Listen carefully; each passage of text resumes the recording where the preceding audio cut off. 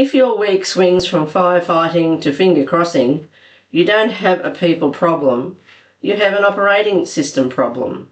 Today, Phil Bajura shows us how OS 5, Operations and Delivery, and OS 6, Customer Success, turn promises into profit and customers into raving fans. G'day, I'm Phil Bajura, Action Coach, Business Coach. In the next 20 minutes or so, we'll map 2 upgrades that calm the floor, cut rework, lift DIFOT, and lock in team and client retention. We'll use the B times do equals have formula and show up as the leader. That's where you show up as the leader, the B, install the system, do, and then get the outcomes, which is the have. Phil, what does world-class delivery look like for an SME?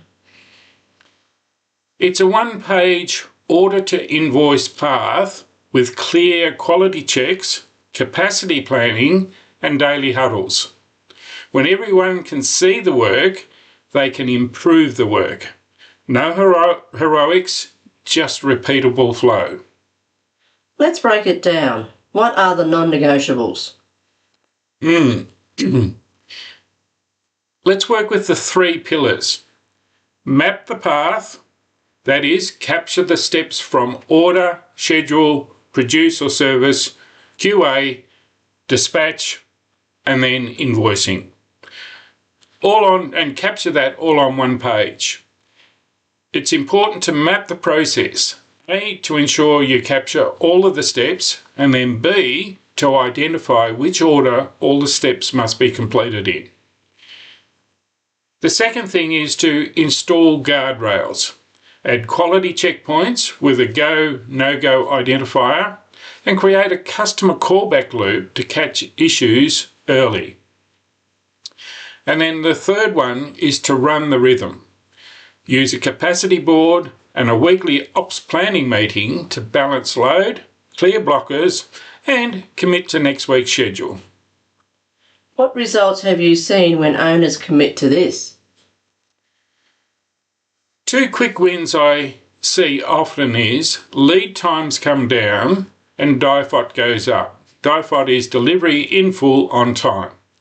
One fabrication shop simplified routing and standardised their QC parameters. The lead time improved from 21 to 14 days and DIFOT lifted to 96%. Predictability fuels cash flow and hiring requirements. For the owner watching, where does attention, focus and energy go first? Great question. Start with visibility and standards. Visibility creates a capacity board that includes jobs, due dates, status and bottlenecks. This can be done digitally on a large screen or screens, a fixed schedule board, although this does require continual manual amendments, or even printed schedules for the different areas of the operation. The next thing is standards. Write the vital 20% standard operating procedures or SOPs for the top 3 processes that cause 80% of rework. It is important to measure these areas so that you can identify and manage any issues that may be occurring. When one set of SOPs is completed and the results become obvious, move on to the next 20% of SOPs that will improve efficiency and productivity. What about relevant KPIs? Keep it sharp and simple. The key things to measure are DIFOT percent, lead time in days, first pass yield as a percent, the rework percent, and then also your work in progress or WIP, age hours or days, and then look at also measuring your capacity load versus the plan. And review them weekly in the ops scheduling meeting, and the data should prompt decisions, not debates. Give us the coaching playbook owners can follow this week. So the operating system 5 operations and delivery, let's look at the 7-day sprint. Day 1 to 2, sketch the order to invoice process map. Map it out with your key team members who are involved in the process. I recommend using sticky notes to identify each step and map out on a whiteboard or even a blank wall. Day 3, mark out the quality checkpoints and document the handoff criteria, i.e. the go, no-go criteria. Day 4, look at creating a simple capacity board, whiteboard or digital, and make it visible for the key stakeholders. Day 5, run your first 15 to 20 minute ops huddle. Yesterday's blockers, today's plan, tomorrow's risks. Make this a stand-up meeting with the key stakeholders who are responsible for getting the job done. Day 6, draft your 3 one-page SOPs, the vital 20% that will address the 80% of the issues identified. And then day 7, audit and train. Are the processes, SOPs and company policies being followed by all? Fix one friction point and identify any others that will need to be addressed in the future. It's example time, Phil. Share a client story where small changes delivered a big ROI. I was working with a food manufacturing processor, and they were adding value to products. And they had 2 production lines, and they were doing around 3 to 4 product changes every day. And with each product change, it involved moving pieces of equipment around on the production line, either adding in or taking out or just moving it to different positions. What I noticed was that every production change was taking somewhere between 90 minutes to 2 hours. And when we really looked in, to start with, there was actually a scheduling problem. They were starting with the highest flavour products at the beginning of the day and then finishing with the plainest flavour. And so the first thing we did was to reverse that, which meant that there wasn't a total clean down required with each change of flavour that they went to. The next thing we did was to map for each particular product line exactly where every piece of equipment went into the process line. Now, by combining the changes to the production planning and then also standardizing and creating SOPs for where each piece was required for each different product, we actually reduced the changeover time from that 90 minutes to 120 minutes down to less than 30 minutes. Now, the overall impact of those 2 things alone helped increase the weekly production for that plant from 80 to 90 tonnes per week, up to they started to achieve around 120 tonnes per week.